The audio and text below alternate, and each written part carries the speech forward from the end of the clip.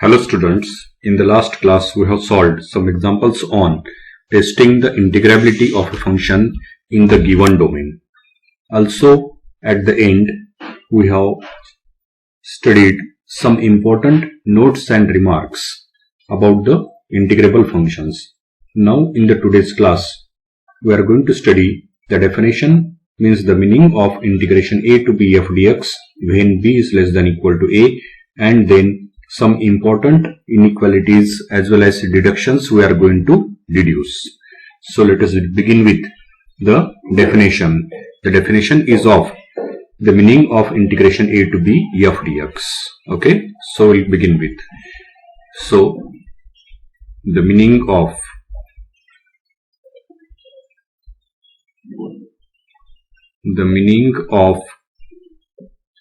integration a to b f dx. Meaning of integration a to b f dx when b is less than equal to a. When b is less than equal to a. So this we are going to study at the beginning. Okay, the meaning of integration a to b f dx when b is less than equal to a. So we know that integration a to b f dx, generally b is greater than a, and that meaning we have already discussed earlier. But now the reverse case we are going to consider. We are going to consider the meaning of integration a to b f dx whenever b is less than equal to a. Earlier b was greater than equal to a. Now we are assigning a meaning to this one whenever b is less than equal to a. Okay, so we'll define this one. We'll define this meaning. So see here how it can be defined. So let us suppose that function f is bounded and integrable in the interval b to a.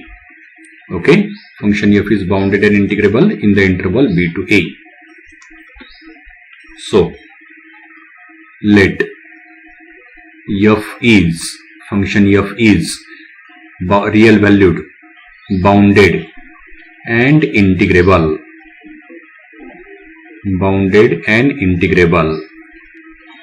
in closed interval b to a. Instead of interval a to b, we are considering now the interval b to a. Okay, bounded and integrable on closed interval b to a. And obviously, and whenever we say that in the interval b to a, which means that the right end point a is greater than the left end point b. Okay, so and obviously a is greater than b. A is greater than b. B is less than a, or the same thing can be written as a is greater than b. Then we are going to define. Then we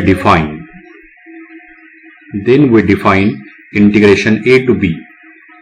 We are assigning a definition. We are assigning a meaning to the integration a to b f dx when a is greater than b. Okay. So then we define integration a to b f dx as it is equal to negative of integration b to a f dx. Okay. It is the negative of integration b to a f dx. But when this is in the case if a is greater than b. Whenever a is greater than b, in that case we are assigning this meaning to it. Okay. Next, and also we assign a meaning to the integration a to b f dx when a is equal to b. So, and we also assign and integration a to b f dx. Integration a to b f dx. Okay, integration a to b f dx is equal to 0. When we are going to define this one, we are saying that integration a to b f dx is equal to 0 if the lower and upper limits are equal. That is means if a is equal to b. If a equal to b, then integration a to b f dx is equal to 0. So likewise, we have assigned a meaning to the integration a to b f dx whenever b is less than equal to a. Now after this, an inequality for integral we are going to obtain. Okay, so we'll obtain in an inequality for integral. So, which is that inequality for integral? See here, that inequality for integral will obtain here. Inequality.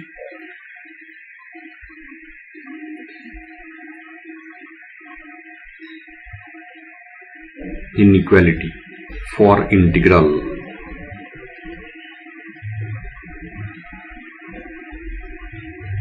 Inequality for integrals. Okay, so this will derive.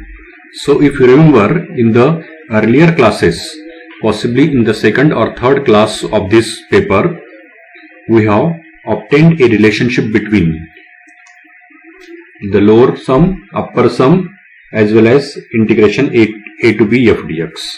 Okay, at that time I have told repeatedly that that is an important relationship between the lower upper sums and integration and so on. That relation which we have obtained and that we are going to use now was the m into, okay, m into b minus a. This one, m into b minus a is less than equal to integration a to b f dx, which is less than equal to capital M into b minus a. Okay, what is here small m, capital M, a and b and so on. So we know that f is a function which is bounded function. Okay, f is a bounded function defined on the closed interval a to b, and suppose that it is integrable also on the closed interval a to b. Let small m be the infimum and capital M be the supremum of obviously function f. Okay, infimum and supremum of function f in the complete closed interval a to b. Then we have the relationship small m into b minus a is less than equal to integration a to b f dx, which is less than equal to capital M into b minus a. But this relationship which I have already obtained earlier was for b greater than equal to a. So here we have earlier we have considered the interval a to b. So in the interval a to b, obviously b is greater than equal to a. Okay, so it is this. So let us suppose this, let us denote this relationship by the equation number 1. Okay, so this is suppose relation number 1. Now we'll consider the other case. Other case means what happens if b is less than a. Okay, so now if b is less than a, what happens then? So if b is less than a, then clearly if b is less than a, then as we have seen just now, okay, then we have m into b minus a. Okay, the same thing, this one relationship number 1, in the relationship instead of interval a to b, if you consider the interval b to a, then in that case if b is less than a, then what will get? So if b is less than a, then we'll get m into a minus b. In place of the b minus a, we'll get the a minus b. Okay, so m into a minus b, m into a minus b, this one will be less than equal to, integration from b to a, integration from b to a f dx, which is again less than equal to capital M into a minus b.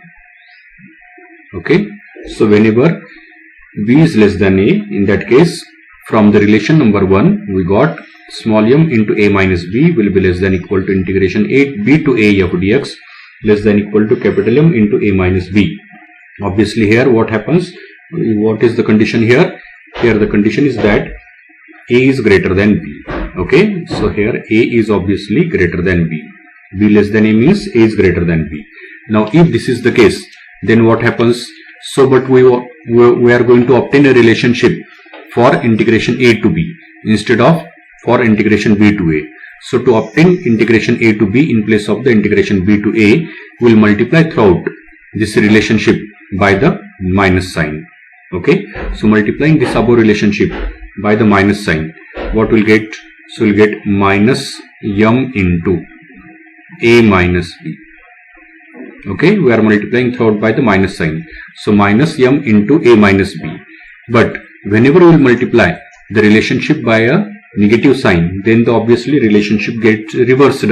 So we'll get minus m into a minus b. Now it will be greater than equal to. It will be greater than equal to the minus of integration b to a f dx. Okay, which is again greater than equal to minus of capital M into a minus b. This we have got. Okay, now we'll simplify this one further. So minus m into a minus b. We'll multiply this minus sign to this bracket a minus b, and we'll obtain m into, this is nothing but this is m into b minus a. Okay, so m into b minus a, which is greater than equal to, just now some time before we have defined that the minus of integration a to b f dx is nothing but integration a to b f dx. Okay, so minus of integration b to a f dx can also be written as integration a to b f dx, and this is greater than equal to, again we'll multiply this bracket a minus b by the minus sign, so we'll get capital M into b minus a. Okay, so like such we obtained the relationship. So this is the relationship between the integration a to b f dx and small m into b minus a and capital M into b minus a, and this is the relationship whenever b is less than a or a is greater than b. Okay, so whenever b is less than a, so this is the relationship that we have obtained. Okay, so this is the inequality for integrals. So such a relationship we have obtained. Now after obtaining this relationship, the next one we will move to the we will deduce some important deductions, which later on we are going to use many times whenever it is required. So next we will obtain some important deductions. In this class we are going to obtain 5 deductions. Okay, so let us begin with the deduction number 1. Deductions.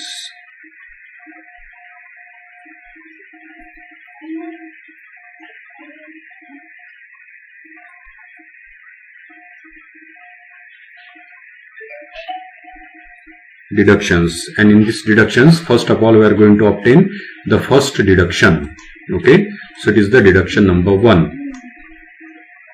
Deductions, first deduction, deduction 1, that will obtain first of all.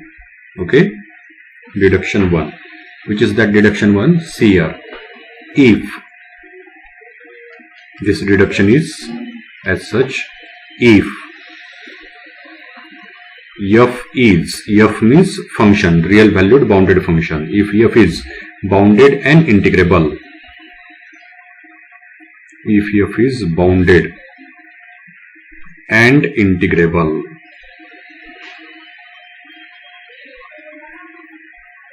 okay, if f is bounded and integrable on closed interval a to b, bounded and integrable on closed interval a to b, closed interval a to b, then there exists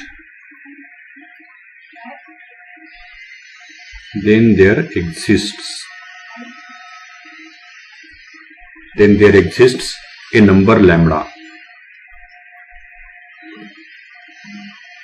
then there exists a number lambda lying between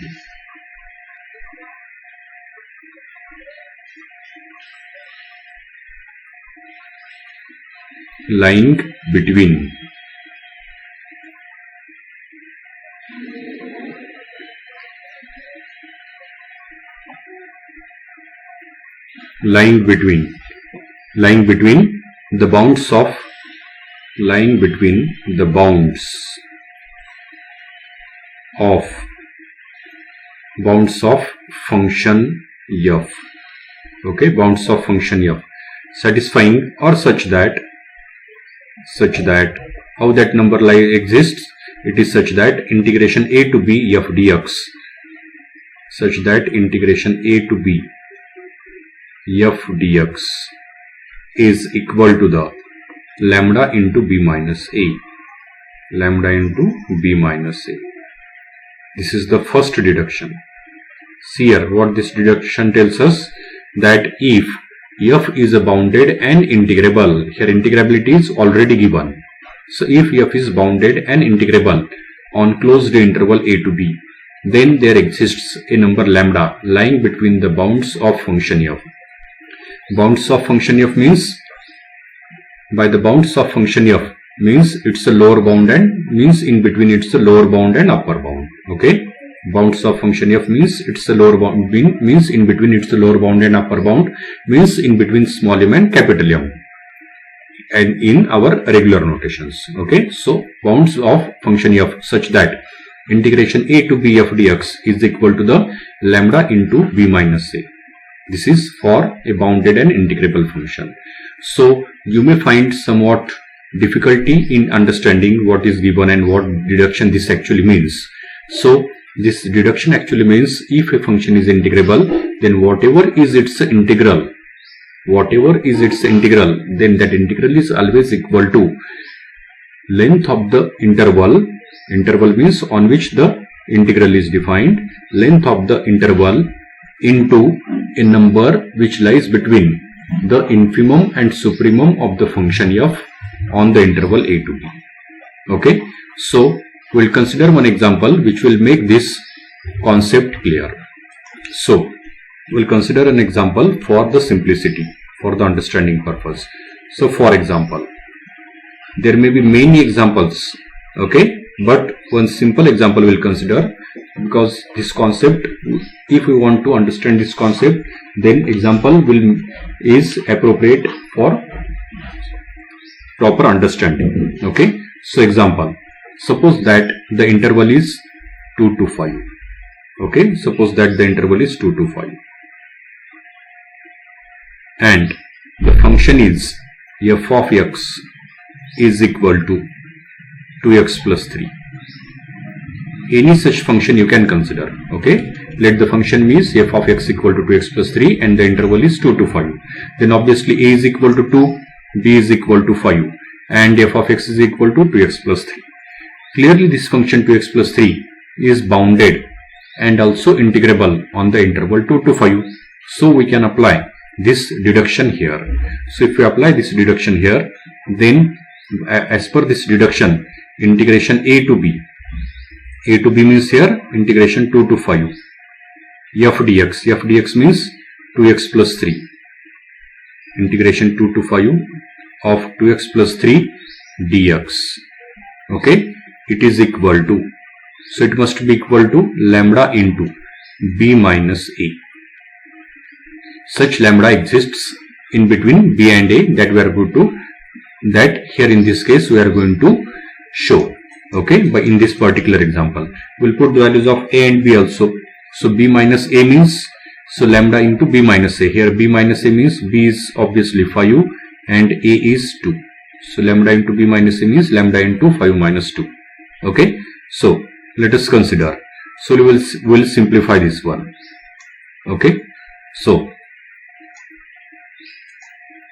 we have integration, we'll take the integration 2 to 5 of 2x plus 3 dx by our usual way.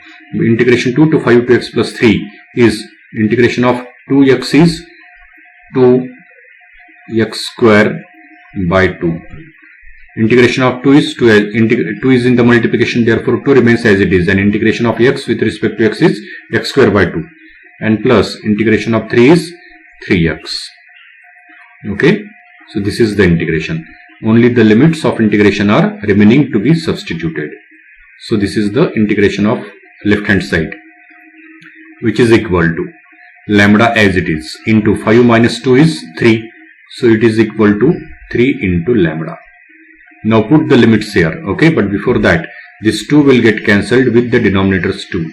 The remaining is simply x square plus 3x, and limits of integration are 2 to 5. So we'll put the limits. So first of all put the upper limit. So if you put upper limit, then we will get x square means 5 square. Okay, plus 3 into 5. 3 into 5. If you put the upper limit, then we got this much, minus put the lower limit. If you put the lower limit, then this becomes x square, and x is equal to 2, so it is 2 square, and plus 3 into 2, okay, which is equal to the right hand side as it is, which is the 3 lambda. We'll simplify this further. So what we'll get after simplification? See here. So after simplification, in the next step we'll get 5 square is obviously 25. So this is 25. And 3 into 5 is 15. 25 plus 15. Minus. Here it is 2 square is 4.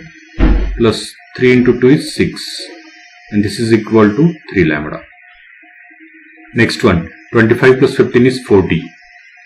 So 40 minus 4 plus 6 is 10. So 40 minus 10 is equal to 3 lambda. Obviously this implies that 40 minus 10 means 30. 30 equal to 3 lambda. Okay. So 30 equal to 3 lambda means 3 lambda equal to 30. And which ultimately tells us that hence this lambda, value of the lambda in this case is equal to 30 by 3. That is equal to 10. So here lambda is equal to 10. But we have to show that this 10 we have to check whether this 10 lies between the small m and capital M or not. So for that purpose, once again we'll go to the function. Okay. So here the function was 2x plus 3. Here the function was f of x equal to 2x plus 3 as it is here. Okay. Function was 2x equal to 2x plus 3, and we know that the function f of x equal to 2x plus 3 is an increasing function in the interval 2 to 5. As it is an increasing function in the interval 2 to 5, therefore obviously its infimum will be attained at lower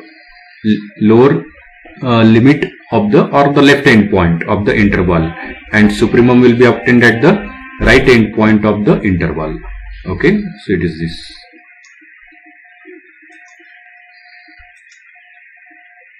So let us consider here, as we have considered earlier also. Okay, so the function f of x equal to 2x plus 3, its graph will be somewhat in this way. Okay, it is an increasing function, its graph will be as such. F of x equal to 2x plus 3, its graph will be as such. And in this particular graph, this one interval is given as the 2 to 5. Okay, so suppose here it is 2. Suppose that here it is 2. Okay, here it is, for example, suppose that here it is 2.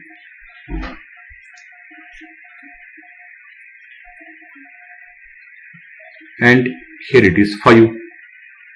Okay, if 2 is here, then as it is an increasing function, therefore infimum will be attained at 2, and infimum will be equal to 2 in f of 2, and supremum will be attained at 5.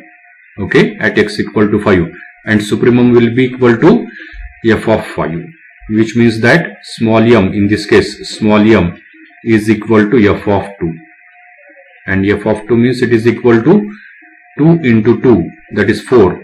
4 plus 3 means 7. Small m is 7. And what is capital M? And capital M in this particular example is obtained as x equal to 5, and it is f of 5. Okay, and f of 5 means it is 2 into 5, which is 10, plus 3, which is 13. So as per this deduction, what this deduction tells us that? This deduction tells us that integration a to b f dx is equal to lambda into b minus a, where lambda lies between the bounds of the function f, means between the small m and capital M. And in this particular example, we got small m equal to 7, capital M equal to 13, and you may check that we obtained the value of the lambda as the 10, and clearly this lambda, which is 10, lies between the small m and capital M, that is between the 7 and 13. Okay, so clearly this lambda, clearly in this case, clearly clearly lambda, that is equal to 10, lies between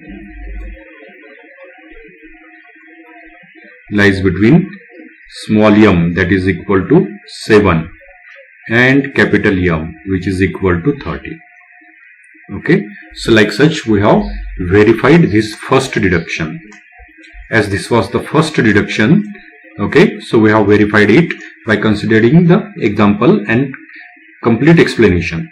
Now it is not possible to explain each and every deduction in this much detail. So next deductions will explain in a shorter. Okay, so next one we'll move to the second deduction. Now consider the second deduction. Okay, deduction number 2.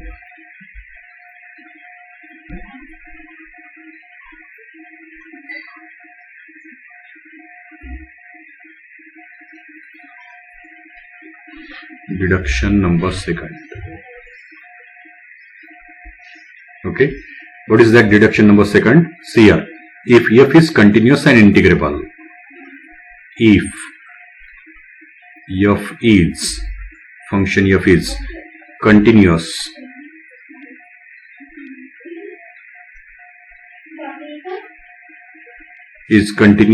and integrable,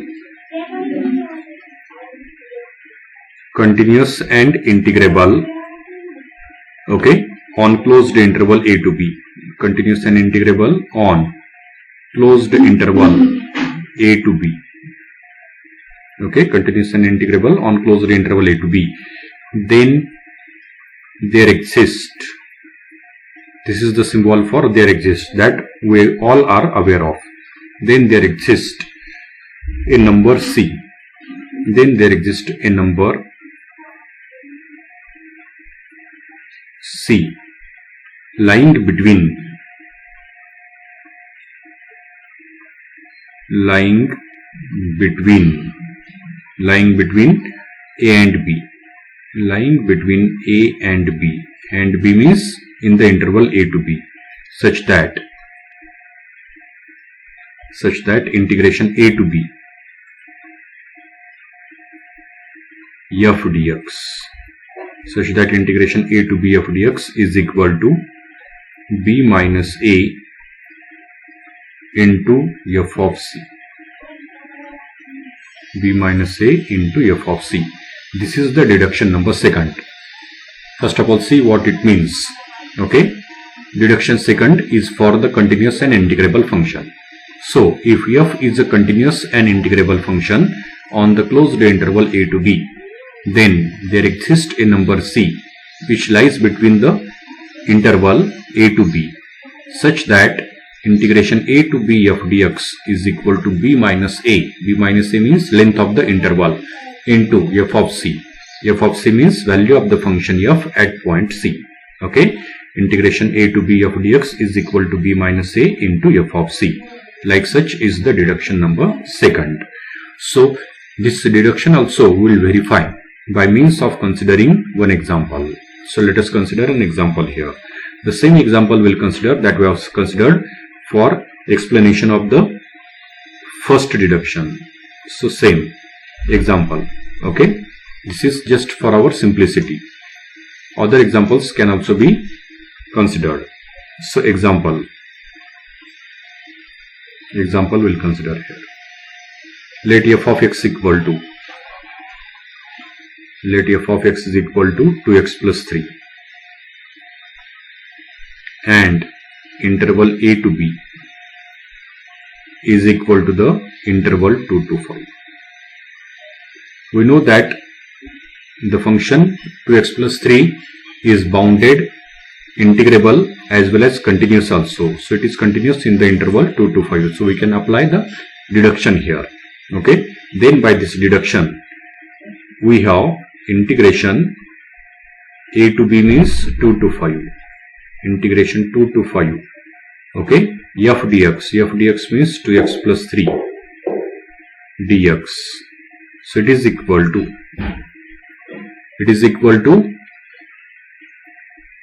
b minus a means 5 minus 2 into f of c.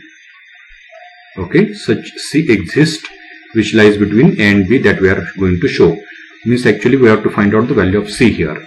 So this is nothing but, that is, so just now in the deduction 1, its explanation, we have computed the integration 2 to 5 2x plus 3 dx, and it was found to be 30. Okay, the same thing I am not going to repeat once again. This each and every step in the evaluation of this integral we have already considered just 5 minutes before. So you can refer to that earlier part also of the same video. Okay, so this is equal to 30, equal to 5 minus 2 is obviously 3 into f of c. Okay, so if we cancel, if we divide both sides by the 3, then what becomes? Then this gives us f of c equal to, this gives us f of c equal to 10. So this implies that f of c is equal to 10. So after obtaining f of c equal to 10, but we were interested in finding the c.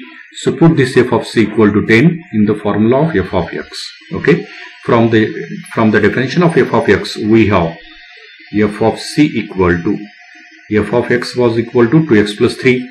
So f of c will be equal to 2c plus 3. Okay, but f of c is known to us, it is 10. So 10 is equal to 2c plus 3, which implies that 10 is equal to 2c plus 3. Okay, this one, which implies that, so this gives us that 2c is equal to 10 minus 3. 10 minus 3 means 7, and which obviously implies that c is equal to 7 by 2. 7 by 2 means it is equal to 3.5. And you can verify that this value of c, which is the 3.5, which you have obtained 3.5, is clearly lies between A to B. A to B means 2 to 5.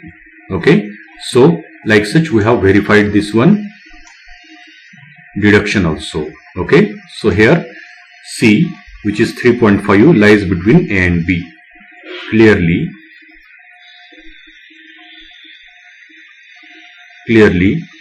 2 is less than C. Here C is obviously 3.5, is less than 5. Means A is less than, C is less than B, such C exists. Okay, likewise we have verified the deduction number second also. Okay, now the remaining deductions will study in someone fast. So next one, third deduction. Now the third deduction is deduction number 3.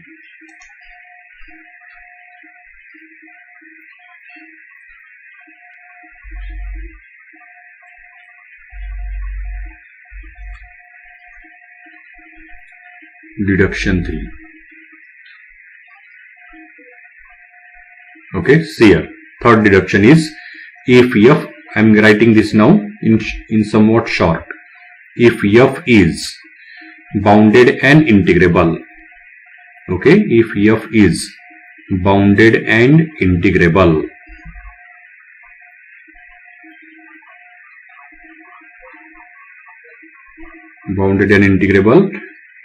on closed interval a to b, on closed interval a to b, and if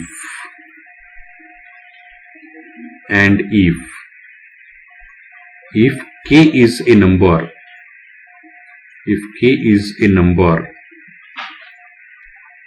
okay, such that k is a number such that mod of f of x is less than equal to k. Mod of f of x is less than equal to k for all x belongs to closed interval a to b.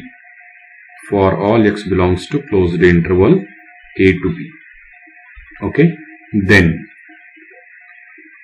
this third deduction tells us that then we have modulus of integration a to b f dx. Then mod of integration a to b f dx. Okay, then according to this third deduction we have mod of integration a to b f dx is less than equal to, it is less than equal to k into mod of b minus a, k into mod of b minus a. This is the third deduction. Okay, so this can also be verified as we have earlier verified the first and second deduction, and if we want, then this deduction can also be proved also, but we'll move to the next one, fourth deduction. Okay, deduction number 4. Now next one is the deduction number 4. So deduction number 4 is, if function f is bounded and integrable on closed interval a to b, and if f of x is greater than equal to 0 for all x belongs to closed interval a to b. F of x greater than equal to 0, which means that the function f is non-negative on complete closed interval a to b, which means that at each and every point of the interval a to b, f of x is either greater than 0 or equal to 0, but it is never negative at any point of the interval a to b. Then according to the deduction number 4, we have integration a to b f dx is greater than equal to 0 if b is greater than equal to a, and its another value is less than equal to 0 if b is less than equal to a, which means that if the integrand is non-negative, here f is the integrand, if the integrand is non-negative, then its integral is also non-negative, provided that the upper limit of the integration is greater than equal to the lower limit of the integration. And the second case is that if the integrand is non-negative, if the integrand, that is f, is non-negative, then integral is non-positive, provided that if the upper limit of the integration is less than equal to lower limit of the integration. This is our deduction number 4. Okay. Now, using the deduction number 4, we can obtain the deduction number 5 also. Okay. So, next one is the deduction number 5. What is the deduction number 5? See, deduction number 5 is, if two functions f and g, deduction number 5 is, if two functions f and g both are bounded and integrable on the closed interval a to b, and they are such that f is greater than equal to g. F greater than equal to g, this is written in chart, which actually means fx is greater than equal to gx for every x belongs to closed interval a to b, which means that the function f has its values greater than equal to the function g at every point of the closed interval a to b. Okay, means at any point of the closed interval a to b, if we find the value of function f and function g, then the value of function f is greater than equal to the value of the function g.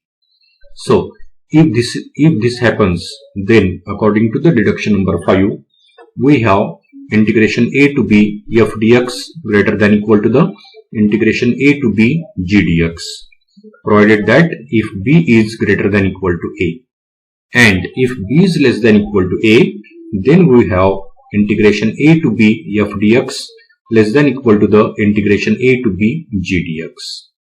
Okay, this is when b is less than equal to a.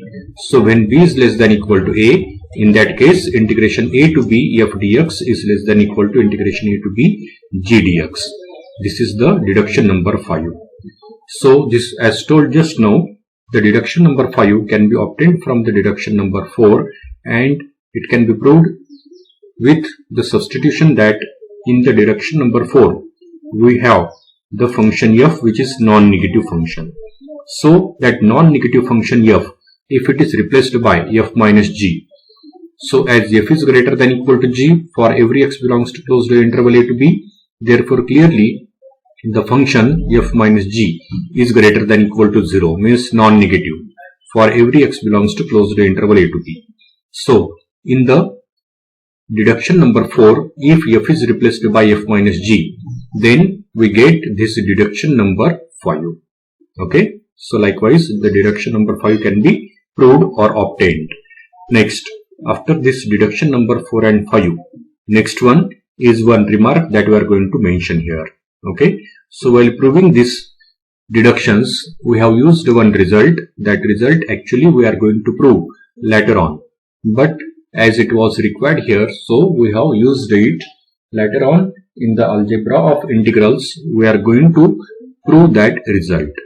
That result was integration a to b f minus g dx is equal to the integration a to b f dx minus integration a to b g dx. Means if f and g are the two bounded and integrable functions on the closed interval a to b, then their difference function, which is f minus g, is also bounded and integrable on the closed interval a to b, and we have integration a to b f minus g dx equal to the integration a to b f dx minus integration a to b g dx. This is that remark. Okay, so in this class we have studied 5 deductions. Some more deductions we are going to study later on, but before that we are going to study the next one article, which is the refinement of partition, that we will study in the next class. So today we'll stop here and we'll continue in the next class. Thank you.